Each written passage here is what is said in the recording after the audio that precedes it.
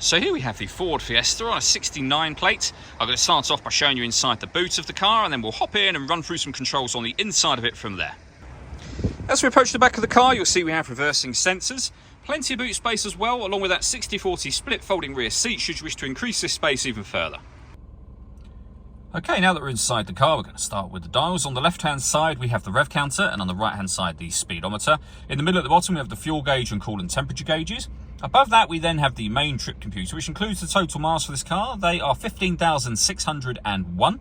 We have a digital readout for the speedometer being displayed there.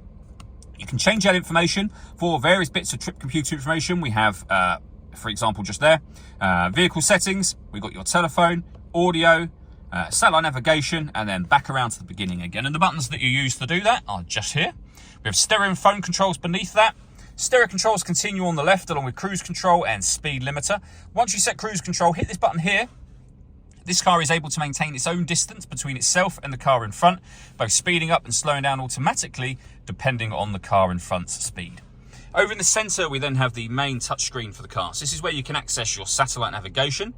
There's a full video showing how the sat-nav works, which you can find on our website and YouTube channel. You can access our audio here.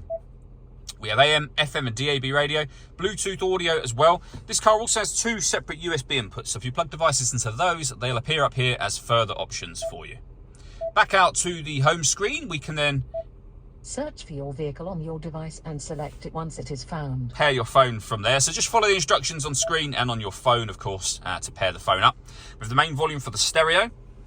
Working our way down, we have climate control. So you can adjust the temperature in the car, the fan speed, the direction you'd like the air to be distributed in. When you're happy with those settings, that button turns your air conditioning on. The same button again will turn it off. Or hit auto. The car will now take control of the direction of the air and the fan speed to maintain that temperature there for you. You can override that manually anytime you wish to and put it back on your own settings here. With a heated rear screen and a proper heated front screen as well. We have a 12-volt charging socket, one of the two USB inputs I mentioned.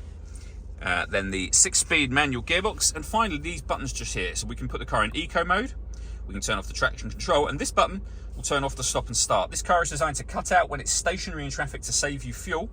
That system is turned off when that light shows. All that leaves me to say is thank you for taking the time to watch this video. If you'd like to come and see the car in person and have a test drive, please feel free to call either of our MJA sites. We'd love to hear from you soon.